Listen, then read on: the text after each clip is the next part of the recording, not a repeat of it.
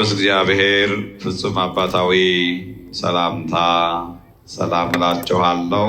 እንደምን አደራችሁ? ድምፃችሁ አይሰማም። እንደምን አረፈዳችሁ? አንድነቱ ሶስትነቱን ሳይጠቀልለው፣ ሶስትነቱ አንድነቱን ሳይከፋፍለው፣ ለአንድነቱ ምንታዌ ሁለትነት የሌለበት፣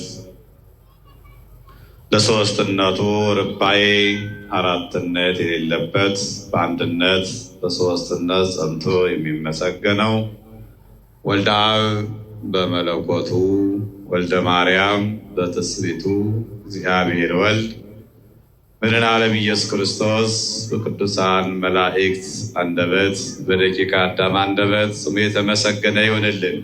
ችን የንጽሕተ ንጹሐን የቅድስተ ቅዱሳን የድንግል ማርያም አማላጅነት የቅዱሳን መላእክት የጻድቃን የሰማዕታት በረከትና ረድኤት በሁላችንም ላይ ለዘላለም ጸንቶ ይኖር። እንኳን ይህች ቅድስት ቤተ ክርስቲያን ለተመሰረተችበት ለዚች ዕለት እንኳን በሰላም በጤና ደረሰን አደረሳችሁ። ከፍ አድርጋችሁ አመስግኑት እግዚአብሔር አምላካችንን። የሚንቀሳቀስ ሰው የሚበልጥ በዚህ አለ። እስኪ ሁላችሁም በሉ እነሆ ከዮናስ የሚበልጥ ይህ አለ። የቅዱስ ማቴዎስ ወንጌል ምዕራፍ 12 ቁጥር 41 ላይ የምናገኘው ኃይለ ቃል ነው። የቃሉ ባለቤት ሰማይና ምድርን የዘረጋ አልፋ ኦሜጋ ፊተኛና ኋለኛ የሆነው ትናንትና ዓለም ሳይፈጠር የነበረ በማዕከለ ዓለም ዓለምን ፈጥሮ ያለ ድህረ ዓለም ዓለምን አሳልፎ የሚኖር ቅድመ ዓለም ማዕከለ ዓለም ድህረ ዓለም መኖሩ የሚነገርለት የድንግል ማርያም ልጅ ጌታችን መድኃኒታችን ኢየሱስ ክርስቶስ የተናገረው ያው ቃል ነው። ይህ ኃይለ ቃል የተነገረው ለእስራኤላውያን ዘሥጋ የተነገረ ኃይለ ቃል ነው። ይህንን ርዕስ የመረጥኩበት ምክንያት ዛሬ ጾመ ነነዌ 3ኛው ዕለት ስለሆነ ነው። ሁለተኛው ግን በዓሉ ዛሬ የጌታችን የመድኃኒታችን የኢየሱስ ክርስቶስ የመድኃኔ ዓለም ወርሃዊ በዓሉ ይታሰባል። በሶስተኛው ሐሳብ ደግሞ ይህ ርዕስ ዛሬ እቺ ቅድስት ቤተ ክርስቲያን እናትናችን ኢየሱስ ክርስቶስ ይህን ኃይለ ቃል የተናገረው ምልክትን ለሚሹ ለእስራኤላውያን ዘሥጋ ነው። ሐሳቡን ግልጽ ለማድረግ የቅዱስ ማቴዎስ ወንጌል ምዕራፍ 12 ቁጥር 8 እስከ 4 አመፁ ሰብእ እምጸሐፍት ወእምፈሪሳውያን ወይቤልዎ ሊቅ ንፈቅድ ማኅቤከ ትምህርተ ንራይ። ያን ጊዜ ከጸሐፍት ከፈሪሳውያን ወገን የሚሆኑ ሰዎች መጥተው መምህር ሆይ ምልክትን ልታሳየን እንወዳለን አሉት። በምልክት ስለሚያምኑ እግዚአብሔር ቤተሰቦች ምልክት ሕይወት አይሆንም፣ ምልክት ይጠቁማል። በመንገድ ላይ ያሉ ምልክቶች ከዚህ ከቶታል ወደ አየር ጤና የሚያሳየው ምልክት አየር ጤና እንደምንደርስ ያሳየናል እንጂ ያ መንገድ ላይ የቆመው ምልክት አየር ጤና አይደርስም፣ ጠቋሚ ነው። ስለዚህ ጠቋሚ የሚሹ ናቸው አይሁዳውያን። እነሱም ጠቋሚ ሆነው እስካሁን ድረስ ቀርተዋል። ዛሬም የቤተ መቅደሱ አገልጋዮች በጠቋሚነት ብቻ ጊዜያችን እንዳናባክን እግዚአብሔር አምላክ ይታደገን። የእግዚአብሔር ቤተሰቦች ምልክት መጠቆም ነው ስራው። ምልክትን አሳየ ማለትም ጌታችን መድኃኒታችን ኢየሱስ ክርስቶስ ሰው ሆኖ በቋንቋቸው በዕብራይስጥ ቋንቋ ቢያስተምራቸው እንደ ሙሴ ባህር ከፍለህ ጠላት ገድለህ ደመና ጋርደህ መና አውርደህ አሳየ። እንደ ኢያሱ በረዶ አዝንመህ ፀሐይ አቁመህ አሳየ። እንደ ጌዴዎን ጸምር ዘርግተህ ጠል አውርደህ አሳየ። እንደ ኤልያስ ሰማይ ለጉመህ እሳት አዝንመህ ልታሳየን እንወዳለን አሉት። የሙሴን አምላክ የኢያሱን አምላክ የጌዴዎንን አምላክ የኤልያስን አምላክ ከነርሱ ጋር አወዳደሩት። የሙሴ ምኑ ነው? አምላኩ ነው። የኢያሱ አምላኩ ነው። የጌዴዎንም አምላክ ነው። የኤልያስም አምላክ ነው። አምላክን ፍጡር ፈጣሪን ከፍጡር ጋር አነጻጸሩ። በዚህ ጊዜ ጌታችን መድኃኒታችን ኢየሱስ ክርስቶስ ወአውሳ ወይቤሎሙ ትውልድ ሉጥ ወአማጺት ወዘማዊት ትምህርተ ተሐስስ ሴሰኛ አሉተኛ ትውልድ ቤተ አይሁድ የአይሁድ ወገን ምልክትን ትሻለች አላቸው። አይሁድን ዘማ አላቸው። ዘማ ነገሩ አንድ ሲሆን ዕለት ዕለት ወንድ ሊለወጥላት እንድትወድ ቤተ አይሁድም ዕለት ዕለት ትምህርት ቢለወጥላቸው ይወዳሉና በአንድ ትምህርት የማይጸኑ ናቸውና። ወትምህርትሰ የተውሃባ ዘእንበለ ትምህርተ ዮናስ ነቢይ ምልክት ግን ዮናስ ካደረገው ምልክት በቀር ያልተደረገላት የቀረባት የማይደረግላት የማይቀርላት የለም። ሁሉን ስትዘነጋው ይህን አትዘነጋውምና ብሎ ክርስቶስ ነገራቸው። እስመ በከመ ነበረ ዮናስ ውስተ አንበሪ ሰሉሰ መዋዕለ ወሰሉሰ ለያሌ ከማሁ አለው ለወልደ እጓለ እመሕያው ይንበር ውስተ ልበ ምድር ሰሉሰ መዋዕለ ወሰሉሰ ለያሌ። ዮናስ በከርሰ አንበሪ በአንበሪ አሳ ሆድ ውስጥ 3 መዓልት 3 ሌሊት እንደኖረ ወልደ እጓለ እመሕያው የሰው ልጅ ኢየሱስ ክርስቶስ መድኃኔ ዓለምም በመቃብር ውስጥ በከርሰ መቃብር በመቃብር ሆድ ውስጥ 3 መዓልት 3 ሌሊት ያድራል አላቸው። ሰብአ ነነዌ ይትነሱ አመ ዕለተ ደይን ምስለ ዛቲ ትውልድ። የነነዌ ሰዎች በፍርድ ቀን በቤተ አይሁድ በአይሁድ ወገን በጠላትነት ይነሱባታል አለ ክርስቶስ። ወይትፋተዋ ይከራከሯታል፣ ወያስተሐፍርዋ ምላሽ ያሳጧታል። እስመ ነሱ በስብከተ ዮናስ በዮናስ ስብከት ዮናስ ያስተምራቸው አምነዋልና። ወናሁ ዘየዐቢ እምዮናስ ሀሎ ዝየ ከዮናስ የሚበልጥ እነሆ በዚህ አለ አላቸው። ሰምታችሁ ይሆን? እግዚአብሔር ሁላችን የሚስማ መድኃኔ ዓለም ሁላችን የሚስማ ከዮናስ የሚበልጥ ከዚህ አለ። ዮናስን አነሳ ክርስቶስ። ዮናስ ማለት ዮናስ ቢል ርግብ፣ ዮናስ ማለት እርግብ ማለት ነው። ርግብ የዋህ ናት፣ ዮናስም የዋህ ነው። ርግብ ንጹሕ ናት፣ ዮናስም ንጹሑን እግዚአብሔርን የሚገልጥ ነው። ርግብ የሰላም ምልክት ናት፣ ዮናስም ሰላም የሆነውን እግዚአብሔርን የሚያስተምር ነው።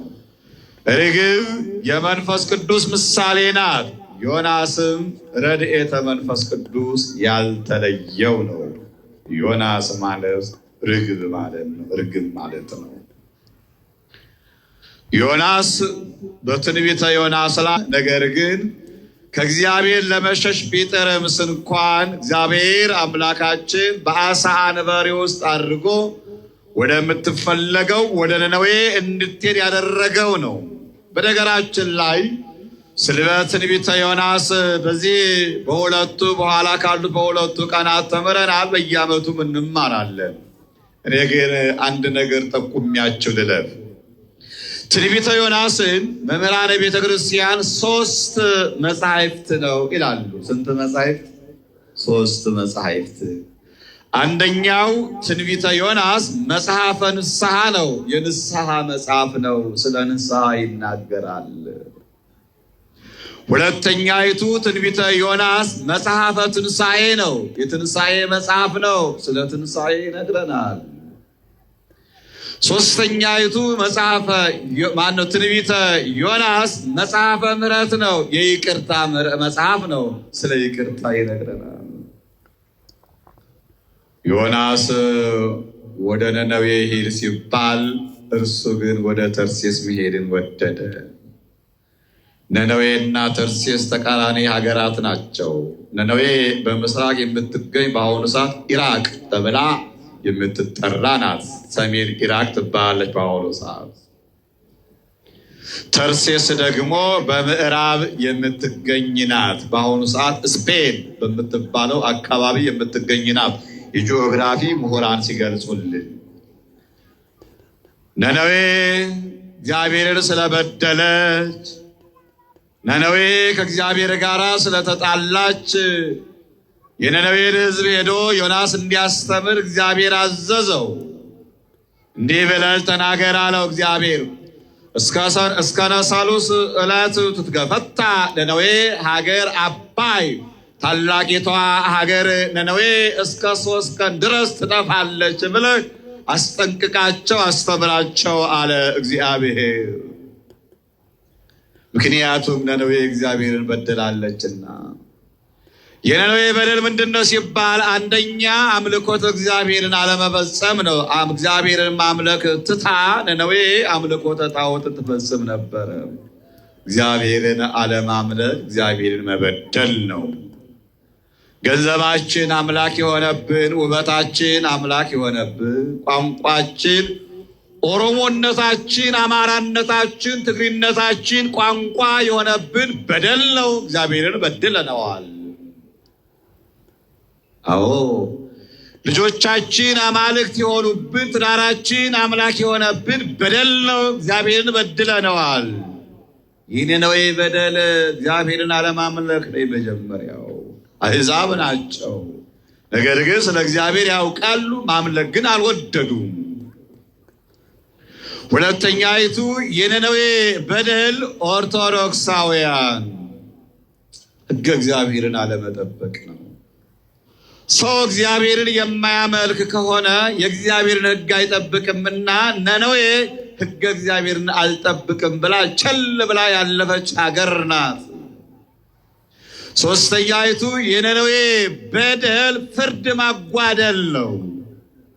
ፍርድ በተጓደለበት ሰዓት ድሃ ይጨቆን ነበረ።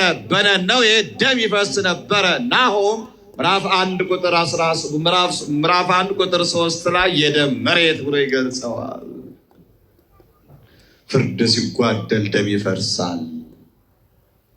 ፍርድ ሲጓደል ድሃ ይጨቆናል። ፍርድ ሲጓደል ሕፃናት ይታረዳሉ። ፍርድ ሲጓደል አረጋውያን አይከበሩ። ፍርድ ሲጓደል ቋንቋ የበላይነትን ይይዛል። ፍርድ ሲጓደል ብሔር የበላይነትን ይይዛል። በኢትዮጵያ ራሳቸውን ፈትሹ። ፍርድ ሲጓደል የወደቀን ማንሳት ይቀራል። ፍርድ ሲጓደል በየሽርቻው በየኮረብታው የሰው ልጅ እንደ እንስሳት ወድቆ ይቀራል፣ የሚያነሳው ይጠፋል። ፍርድ ሲጓደል ምድር በደም ትጨቀያለች። ፍርድ ሲጓደልማ የሰው ልጅ ከእንስሳ ያንሳል። ፍርድ ሲጓደል የሰው ልጅ ጭንቅላቱ ቁርጭምጭሚት ይሆናል። በጭንቅላቱ ማሰብ አቁሞ በጫማው ያስባል። የለበሰው ሱፍ ይበልጠዋል። የተጫማው ጫማ ይበልጠዋል። በዋጋ የበላይ ይሆንበታል። ስለዚህ ሄድና ነነዌን አስተምር ተባለ ዮናስ። ዮናስ ግን አልሄድም አለ። ለምን? አንደኛ እኔ ሄጄ ነነዌ ትጠፋለች ብዬ ባስተምር አንተ መሐሪና ይቅር ባይ ነህና በኋላ ይቅር ስለምትላቸው ያኔ እኔ ነቢይ ሐሰት የሐሰት ነቢይ ይባላለሁ የሐሰት ነቢይ ይባላለሁ ብሎ ፈራ። ስለራሱ ተጨነቀ፣ ስለ ክብሩ ተጨነቀ። እንደ ዘመኑ ሰባኪያን የህዝብ ቁጥር ከሌለ ወደ ምሕረቱ እሺ የማይላቸው ትምህርቱ በአፋቸው ላይ የሚንቀዋለልባቸው አሉ። በቲፎዞ ካልሆነ በማህበራት ካልተደራጁ አገልግሎት የማይመስላቸው አሉ። ስለ ክብራቸው የሚጨነቁ ዮናስ ያንን ነው የሚያሳየው። ሁለተኛው ዮናስ እኔ ሄጄ ካስተማርኩ በኋላ አንተ ይቅር ባይ ነህ፣ ፊትህን ወደ ነነዌ ህዝብ ስትመልስ ከኛ ከዕብራውያን ፊት ይርቃል ብሎ ፈርቶ ነው። እስራኤላውያንን ተራሳቸዋለህ፣ ወደ አሕዛብ ፊትህ ይሆናል፣ ይህንን ፈርቶ ነው። ሶስተኛው ዮናስ ወደ ነነዌ አልሄድም ያለው በነነዌ ዕብራውያን እስራኤላውያን ይጨቆኑ ነበርና ወገኖችን የጨቆነችው ሀገር ነነዌ መጥፋት አለባት ብሎ አስቦ ነው እንደ ሰውኛ ዮናስ። አራተኛው ዮናስ ወደ ነነዌ አልሄድም ያለበት ምክንያት የእግዚአብሔር ቤተሰቦች። ምክንያቱ ለምንድን ነው ሲባል ዮናስ ቀናኢ ነው። እስመ ቅንዓተ ቤትከ በልዐኒ ትዕይርቶሙ ለእለ ይትየሩከ ወርቅ ለዓይሌ። የቤት ቅናት አቃጥሎኛልና በልቶኛልና የሚገዳደሩ ተግዳሮት በላይ ላይ ወደቀ እንዳለው ቅዱስ ዳዊት ነነዌ እግዚአብሔርን ባለማምለካቸው፣ ሕገ እግዚአብሔርን ባለመጠበቃቸው፣ ፍርድ በማጓደላቸው እግዚአብሔርን ንቀዋልና ይህ ዮናስን ያቃጥለው ነበርና ቁጭት አሳድሮበት ስለነበረ ለነነዌ ጥፋት ይገባዋል ብሎ ስላሰበ ዮናስ ወደ ነነዌ አልሄድም፣ ነነዌ ትጥፋ ብሎ አስቦ አልሄድም አለ። ኢዮጴ የምትባል ባህር ደረሰ። ይቺ ኢዮጴ በብሉይ ኪዳን የኦሪቱ ቤተ መቅደስ ለማሰራት እንጨት ሲሻገርባት የነበረ ወደብ ናት። አሁን ይህን ቤተ መቅደስ እንሰራ መጓጓዣ መሸጋገሪያ እንደሚያስፈልገው ሁሉ የኦሪቱ ቤተ መቅደስ ሲሰራ እንጨቱ ድንጋዩ የሚሻገርባት ወደብ ናት። ሁለተኛ ዜና መዋዕል ምዕራፍ 2 ቁጥር 16 ላይ ኢዮጴ ተጽፏል። ሁለተኛ ይቺ ኢዮጴ ዮናስ ከእግዚአብሔር ፊት የኮበለለባት፣ ጴጥሮስ ደግሞ በሐዋርያት ሥራ ምዕራፍ 10 ላይ ተጽፎ እንደምናገኘው ራእይ ያየባት፣ እግዚአብሔር ለማገልገል የተነሳባት ስፍራ ናት። በኢዮጴ ባለችው መርከብ ገባ። መርከቢቱ ስትጓዝ አልንቀሳቀስም አለች። ህዝቡ ከመርከቢቱ ውስጥ ያለውን ሸቀጣሸቀጡን አውጥተው ቢጥሉ መርከቢቱ እንቢ አለች። በዚህ ሰዓት ዮናስ ተኝቶ ነበረ። የጥፋት መንስኤ የሆነው ዮናስ ተኝቶ ነበርና የመርከቡ ቀዛፊ ወደ ዮናስ ሄዶ እኛ ተጨንቀን ሳለን አንተ ተኝተሃልን? ከወዴት ነው የመጣኸው? ሀገርስ ወዴት ነው? ስራስ ምንድን ነው አለው።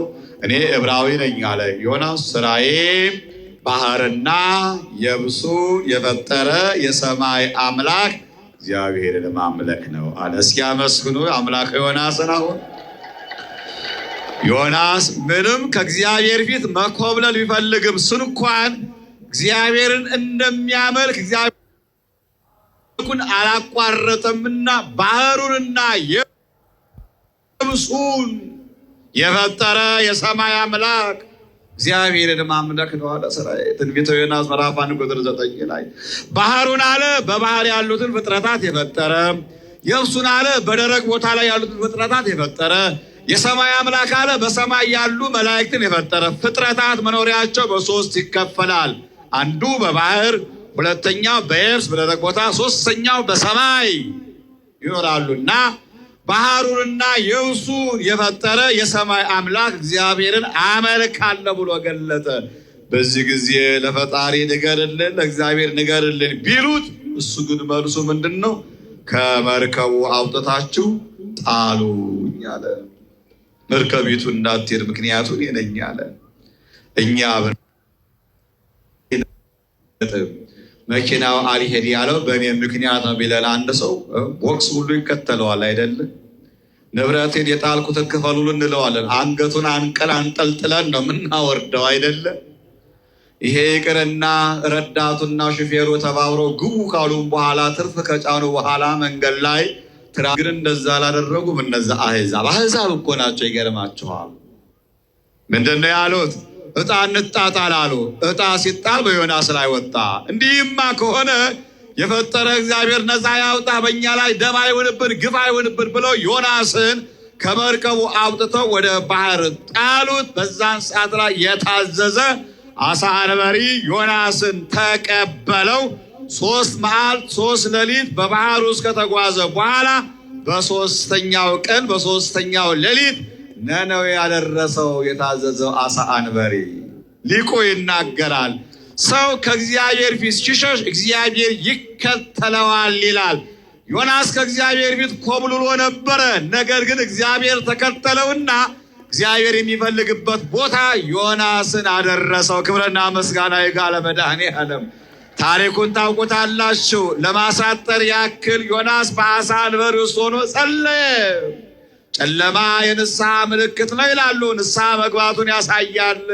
ከአሳ ወደ ውስጥ ሲወጣ ደግሞ ብርሃን ነው። ጸሎት ብርሃን ይገልጣል ይላሉ ሊቃውንቱ። ጸለየ ዮናስ።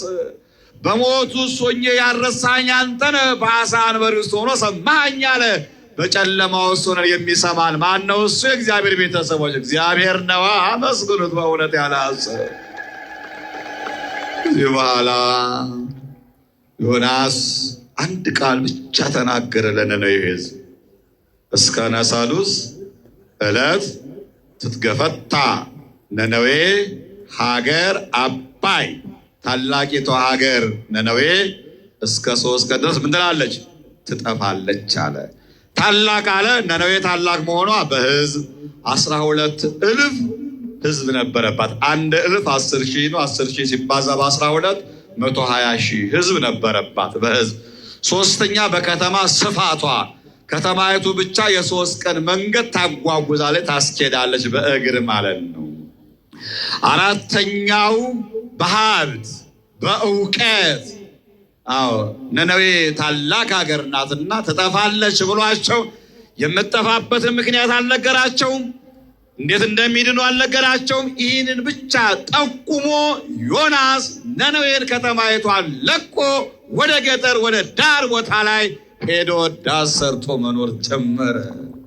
ጭፍን ያለ ሐሳብ ነው ዮናስ የተናገረው። ነነዌ የምትጠፋው በዚህ ምክንያት ነው፣ በዚህ ጉዳይ ነው አላላቸው። ትጠፋለች ብቻ ነው ያላቸው። ምክንያቱም የዮናስ ዓላማ ማንን እንጠፋለት ነው? ነነዌ እንጠፋለት ነው። ሰው እንደ ሰውነቱ ጥፋት ይፈልጋል። እግዚአብሔር ግን እንደ እግዚአብሔርነቱ ምሕረትን ይሰጣል። አመስግኑታ ኦርቶዶክሳውያን፣ ምሕረትን ይሰጣል። የነነዌ ሕዝብ ሰሙ። ከሰሙ በኋላ ሁሉም ጸለዩ፣ ማልቀስ ጀመሩ። ንጉሡ ስልምናሶር ይሄንን ሰማ። ነቢዩ ዮናስ እንዲህ ብሏል ብለው ነገሩት። አሁን ላይ አንድ ነቢይ የሚል ሰው ከተማ መጥቶ አዲስ አበባ ትጠፋለች ቢል ምንድን ነው የሚደረገው? ንገሩኛ።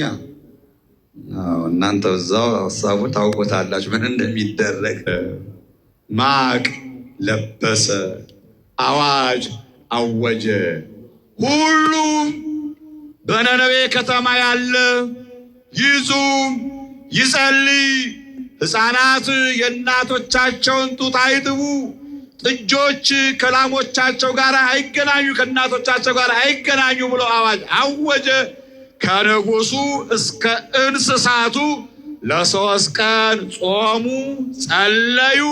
እግዚአብሔር አምላካችንም በትንቢተ ዮናስ ምዕራፍ 3 ላይ እንደተጻፈልን የነነዌን ሕዝብ ስራቸውን ተመልክቶ ምሕረትን አደረገላቸው። ክብርና ምስጋና ይግባው ለመድኃኔዓለም። ይሄ ነው ምሕረትን አደረገላቸው። ዮናስ ደግሞ ነቢየ ሐሰት የሐሰት ነቢይ እንዳይባል እሳቱ የነነዌን ዛፍ ጫፎችን ነካክቶ አለፈ ይላል።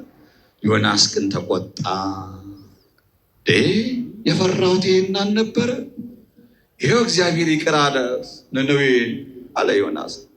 ነነዌን የማታጠፋ ከሆነ እኔን አጥፋኝ አለ ዮናስ። ሙሴ ግን ምንድን ነው ያለው?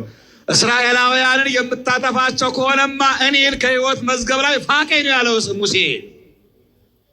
ዮናስ ግን ነነዌን የማታጠፋ ከሆነ እኔን ከሕይወት መጽሐፍ ላይ ፋቀኝ፣ እኔን አጥፋኝ፣ እኔን ግደለኝ አለ። በዚህ ጊዜ እግዚአብሔር ዮናስን ሊያስተምረው ወደደና ዮናስ ዳስ ሰርቶ ይኖር ነበርና ለብቻው ከከተማይቱ ወጥቶ ከተማይቱ ትጠፋለች ብሎ ስላሰበ ፀሐይ በዳሱ ገብቶ እንዳይጎዳው ራስ ምታት ስለነበረበት ዮናስ እግዚአብሔር አምላካችን አንዲትን ቅል አበቀለ። ትንቢተ ዮናስ ምዕራፍ 4 ቁጥር 1 ጀምራችሁ አንብቡት።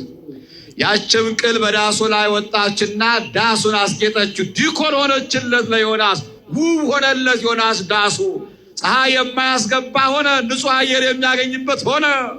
በዚህ ጊዜ ዮናስ ደስ ብሎ ተቀምጦ ሳለ በበነጋው ታላቅ ትል አነሳ። አንዲት ትል አነሳና እግዚአብሔር ያችን የቅል ቅጠል ቆረጠቻት፣ ቅሏ ደረቀች። የዮናስ ዳስ ዛፍን አጣ።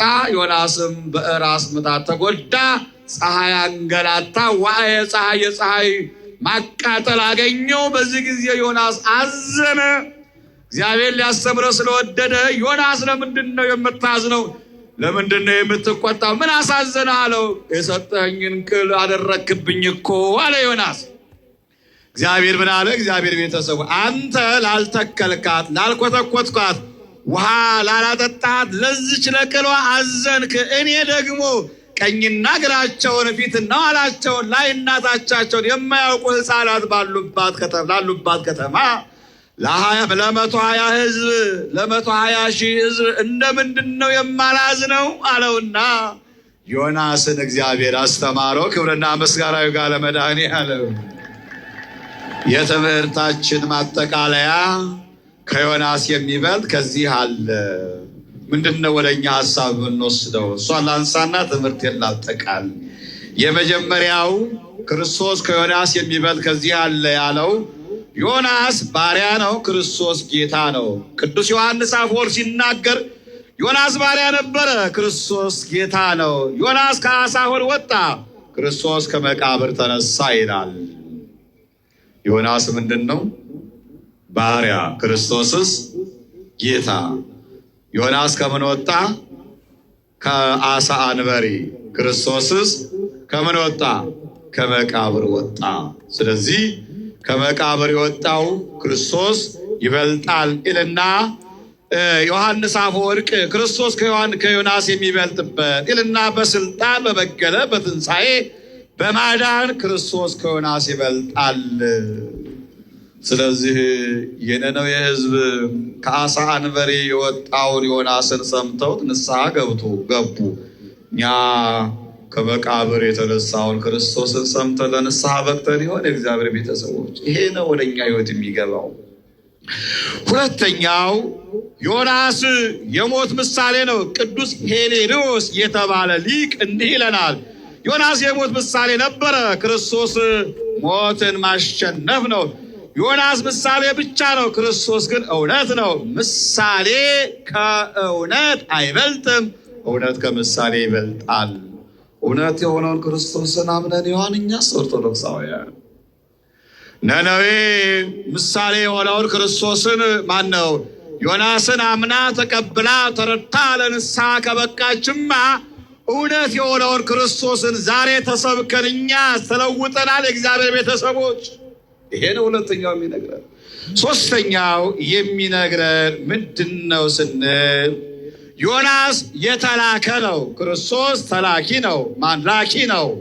ቅዱስ ጀሮም የተባለው ሊቅ ይህን ሲተረጉም ዮናስ ወደ ነዌ ተልኮ ሰዎችን አስመለሰ፣ ክርስቶስ ግን ዓለምን ሁሉ ወደ ንስሐ ይጠራል። ዮናስ የጠራው አንዲትን ከተማ ነው፣ ክርስቶስ ግን የጠራው ዓለምን ሁሉ ነው። ክርስቶስ የጠራው ምንን ሁሉ ነው? ዓለምን ሁሉ ነው። አንዲትን ከተማ ዓለምን ሁሉ ካስተማረ ማን ይበልጣል? ማን ይበልጣል? ክርስቶስ ዓለምን ሁሉ ያስተማረ ይበልጣል። የእግዚአብሔር ቤተሰቦች፣ ታዲያ የዓለምን ሁሉ መምህር የሆነውን ክርስቶስን ሰምተነው ይሆን? አንዲቱን ከተማ ያስተማረው ዮናስ ተሰምቷል በነነዌ። ከዮናስ ክርስቶስ ይበልጣል፣ የዓለም ሁሉ መምህር ነው። ታዲያ ስንቶቻችን ሰማነው? ስንቶቻችን ተቀበልነው? ስንቶቻችን ተረዳነው? ከዮናስ ክርስቶስ ይበልጣል።